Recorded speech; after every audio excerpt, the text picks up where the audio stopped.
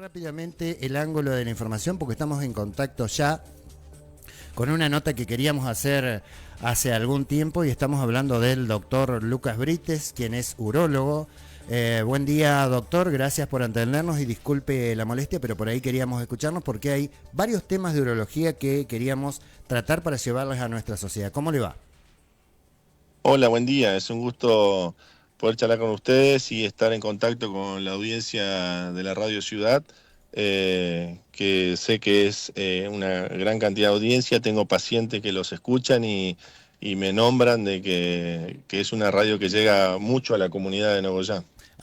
Bueno, Doc, nos halaga, digamos, con ese dato no teníamos ese dato, pero bueno, doctor, primera pregunta, su especialidad es urología, ¿no? Sí, Eh, urología. sí, y dentro de la urología, ¿qué ramas son las que más le toca a usted tratar en el consultorio si es que hubiese, digamos, un dato común como para decir esto es lo que más se trata desde la urología en nuestros pacientes de hoy, en nuestros perfiles de pacientes de hoy? Bueno, la urología, para hacer una introducción, es una especialidad que ve y trata las enfermedades del riñón, de las vías urinarias, que incluye los uréteres, la vejiga. También es muy amplia la especialidad porque también ve disfunciones sexuales. Dentro de lo que es vías urinarias, puede ver patología benigna, como las litiasis o las piedras de la vía urinaria, Ujú. o patología maligna, como los cánceres.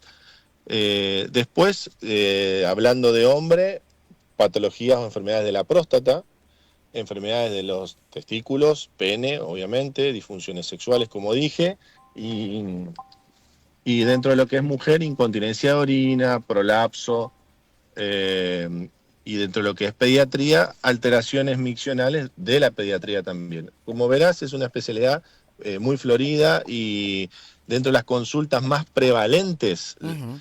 en nuestra comunidad está la patología de la próstata. El cáncer de próstata es el principal cáncer en el hombre, básicamente, y está muy cercano al cáncer de colon, digamos, en frecuencia, o sea que es altamente prevalente. Eso en el hombre, y en la mujer la incontinencia de orina, las disfunciones sexuales son también muy, muy presentes. La incontinencia de orina, hasta un 30% de las mujeres mayores de 60 años presentan incontinencia de orina, por más que no lo consulten, es así. Y básicamente esas son las dos más frecuentes. Y después, en general, en hombres y mujeres, las piedras, las litiasis de la vía urinaria. El 10% de la población alguna vez en su vida va a tener un cólico renal. Claro. Básicamente, no sé si fui claro, Sí. digamos, con la estadística. No, por supuesto, Doc. Vamos a empezar, si usted quiere desarrollar, digamos, específico las patologías que usted nos contó, porque nos interesa mucho, y principalmente en el hombre, algunos estudios, algo de prevención, y principalmente de próstata, para no llegar a este estadio final prevalente que es el cáncer prostático. Eh, Hay un antígeno prostático que los hombres debemos hacernos a partir de qué edad, con qué frecuencia, el tema del tacto también por las hiperplasias benignas de próstata. ¿Puede contarnos, digamos, cuáles son los distintos análisis y precauciones que tenemos que tomar los hombres? Después vamos a ir por el tema de las mujeres, por el tema de la incontinencia, pero vamos primero por el desarrollo de cómo no llegar a tener un cáncer prostático, Doc. Sí, bueno, la verdad que me alegra mucho que esta sea la temática. Es muy importante porque es una patología, como dijimos, altamente prevalente.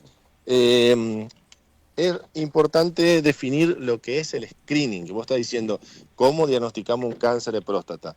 Bueno, el tacto rectal o tacto prostático a través del recto eh, conlleva mucho mito urbano. Sí. Entonces muchos hombres no quieren consultar por el miedo a que le revisen la próstata a través del recto, a través de la cola.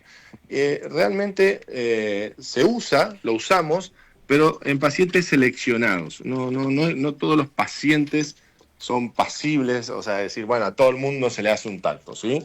Son pacientes seleccionados. Lo principal, como vos dijiste, es el análisis, que es del PSA, o el antígeno prostático, es una sigla, antígeno prostático específico, y una ecografía de la vía urinaria.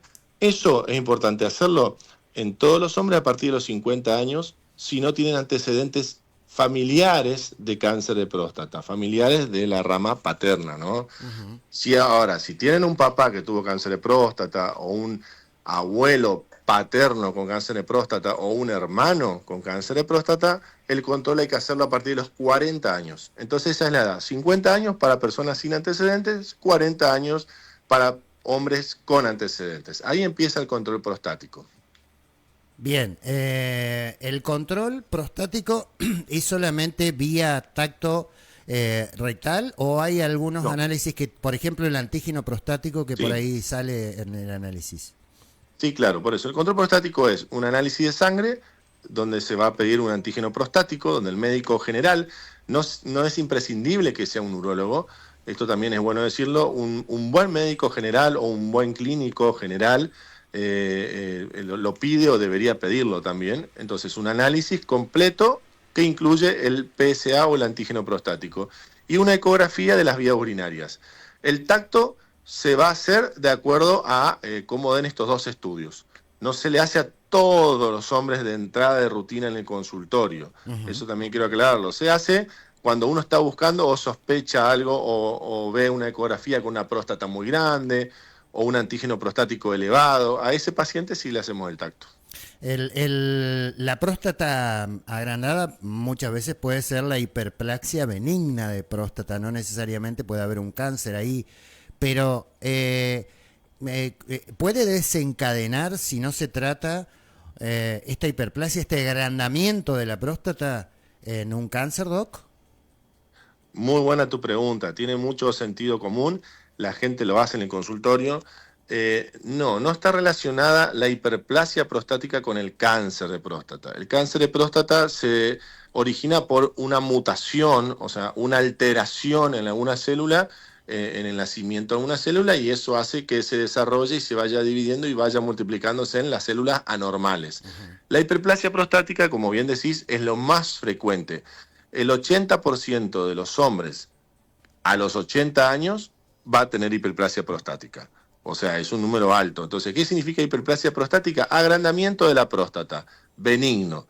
El cáncer son células malignas que se originaron en una mutación, que puede ser una predisposición genética o puede ser una secundario a estar a algún estímulo como la dieta rica en grasas crónicamente. Hay estímulos que predisponen el sobrepeso, estar en contacto con químicos específicos, ¿no? Con cualquier químico. Esas son situaciones que pueden predisponer al cáncer de próstata y la genética. La hiperplasia es algo que se da naturalmente en la mayoría de nosotros los hombres. En el caso de de la hiperplasia o el agrandamiento, vamos a decirle Sí, agrandamiento. Hablemos para que todos sí, para que entendamos. nos entiendan. Me gustaría que le contara a nuestros oyentes cuáles son los primeros síntomas, porque generalmente, tal cual usted lo dijo, nosotros por plurito, por tabú o algo, los hombres no consultamos. A ver, léase. Nos cambió, por decirlo de una manera que se entienda, nos cambió el chorro, nos cambió la frecuencia, nos cambió que de noche nos levantamos muchas veces. Cuéntele, y también la consecuencia no solamente del agrandamiento en estos síntomas, sino también en por qué la vejiga termina cambiando porque cicatriza, porque trabaja mal. Cuéntele más o menos cuáles son los síntomas para que si un hombre hoy le está pasando, puede identificar que es una patología, que no es normal, porque a veces decimos nosotros, ya se va a pasar, y quizás no es así, Doc. Sí, nosotros los hombres, nos vamos acostumbrando a orinar mal. Entonces pasan muchos años hasta que consultamos. Los signos o síntomas que deben llamarnos la atención son levantarnos muchas veces de noche a orinar. Eso ya no es normal, ¿sí? No es normal. Si bien con la edad, con los años, cuando vamos envejeciendo, tenemos una predisposición a levantarnos más veces, pero en general no es normal. Lo otro cambia la fuerza del chorro y la forma del chorro de orina. Puede disminuir en potencia la fuerza del chorro o puede ser un chorro como en regadera Lluvia. o en lluvia o bifurcado, se le dice como se divide en dos el chorro. Otro síntoma puede ser la sensación de no terminar de vaciar la vejiga, entonces tener que esperar en el inodoro o en el baño un rato más para que salga el último chorrito. Esos son síntomas que hablan de un mal vaciado vesical. ¿Y por qué digo vejiga? ¿Qué tiene que ver la vejiga con la próstata? Como bien decías vos, se ve que estuviste estudiando. No, le cuento. Doc, disculpe, sí. usted dijo, esto es referencial y no tengo que por qué decirlo, pero usted dijo a los 80 la hiperplasia benigna. Yo desde los 30 tengo diagnosticada esta enfermedad. Sí, por eso yo dije a los 80 años, el 80% de nosotros va a tener hiperplasia benigna, pero arranca así, a 40, 50 años. El mío fue un caso rarísimo porque todo el mundo me decía, tenés enfermedades de viejos que se les da a los 50, a los 60, a los 30 años. Y conozco todos estos malestares, por eso es que se lo comento. Bien, y entonces la vejiga es un órgano hueco que está compuesto por un músculo, es solo músculo, y está arriba de la próstata. Entonces la vejiga tiene la función de contener la orina. Ahí se llena de orina y la próstata es un órgano hueco que está debajo de la vejiga y por el medio de la próstata pasa la orina. Cuando la próstata crece, cierra ese orificio y genera una obstrucción. Básicamente yo lo hablo con los pacientes, es parecido a la plomería, o sea, cuando tenemos tapada una manguera, se va a juntar líquido arriba en un tanque o en la tubuladura que esté por arriba de esa obstrucción. Eso es lo que pasa, así hablando burdamente, en el crecimiento de la próstata. Por eso la vejiga se enferma, como bien decís vos. La vejiga trabaja muchos años, forzada, es un músculo, tiene la capacidad de contraerse para apretar y vaciarse, pero con los años se desgasta. Y claudica. Claudica es que pierde fuerza con los años. Entonces, por eso es importante desobstruir, que la próstata esté permeable para que la orina pase y no se coleccione o no se conserve en la vejiga. Bien, que hay un mito, o al menos a mí me lo comentaron, y no sé, usted, bien vale la pena, usted que es el profesional, que nos desmistifique si fuese así, que la próstata es un lugar en donde está muy profundo y por ahí la medicación no llega mucho. O eso ha cambiado últimamente y la parte clínica ha avanzado porque vas al corte. O sea, con la hiperplasia benigna, lo que era antes desde la urología, desde la cirugía, es como comerla desde adentro, como una sí, naranja, pero perdés los esfínteres, el tema del semen se mezcla con la orina. Cuéntenos un poquito acerca de esto, porque hay mucha gente que le puede estar pasando y que dice, che, pero ¿y me opero o no me opero? ¿O hay tratamiento clínico? Cuéntele un poco, Doc. Bien. Sí, el tratamiento clínico, el tratamiento médico es la primer barrera, es la trinchera, es la primera estación dentro de lo que es el tratamiento de la patología prostática, de la enfermedad de la próstata. Y es el más importante y es el más frecuente. Entonces, la mayoría de los pacientes, de los hombres, no se opera de la próstata, no necesita cirugía de próstata. Esto es importante recalcarlo, no es que porque tengo la próstata grande, sí o sí me tengo que operar. Esto no es matemática. Una próstata grande no significa cirugía.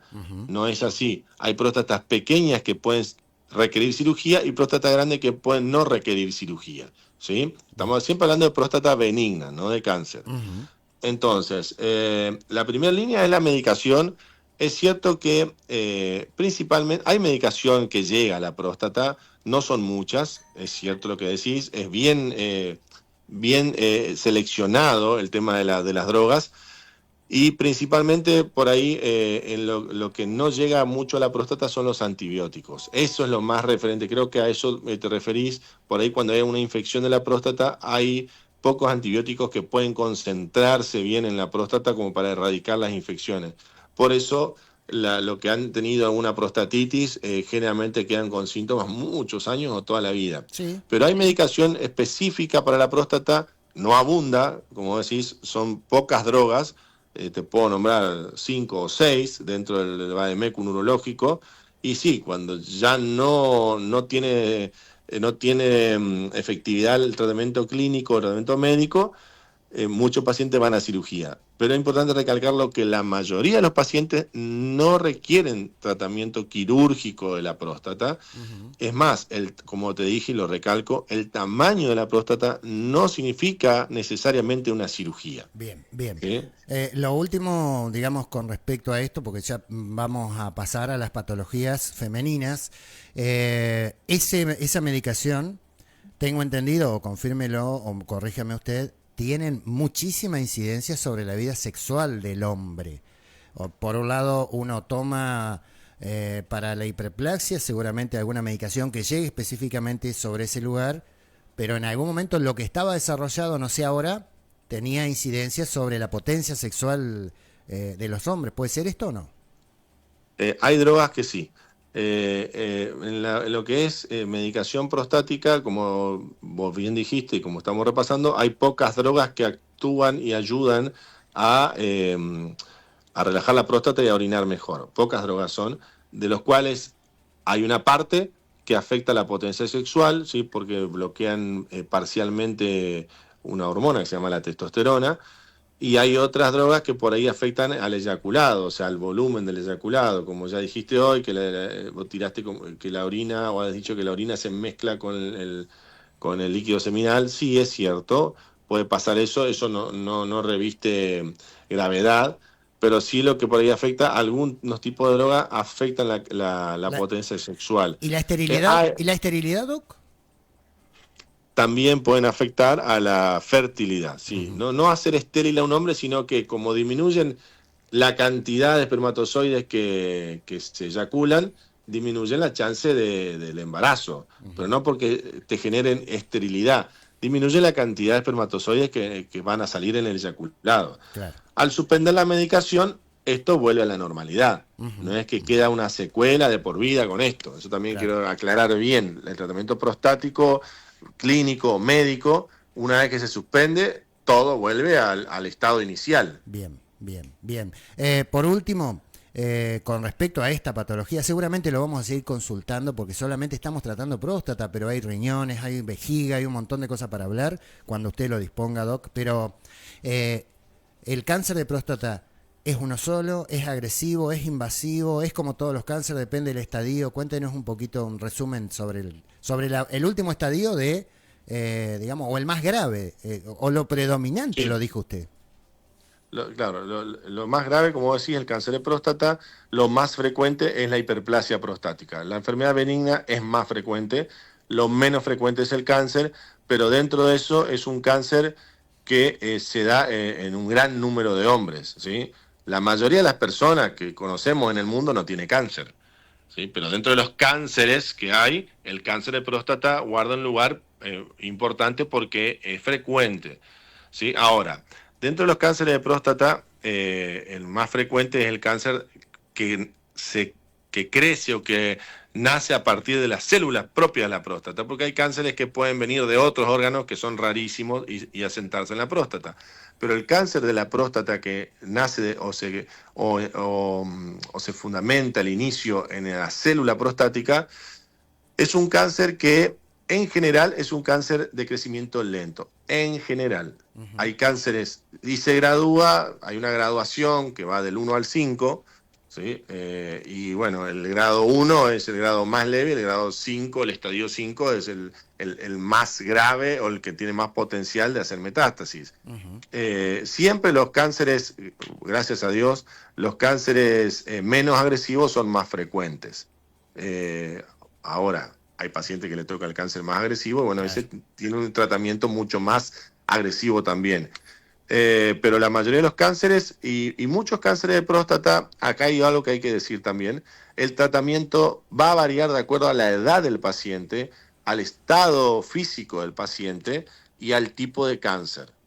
Entonces, no es que todos los cánceres se operan. No todos los cánceres de próstata se operan.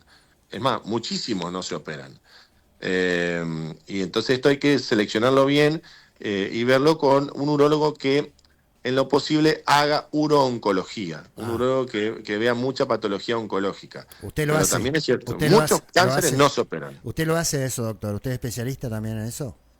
Sí, en urooncología, sí, sí. Bien, bien. Vamos por la... Tengo una maestría en urooncología, sí. Ah, qué bueno. Doc, vamos por la patología de incontinencia urinaria, dijo que era lo predominante por ahí en el sector femenino. ¿A qué se debe, Doc? ¿Y a partir de qué edad se da?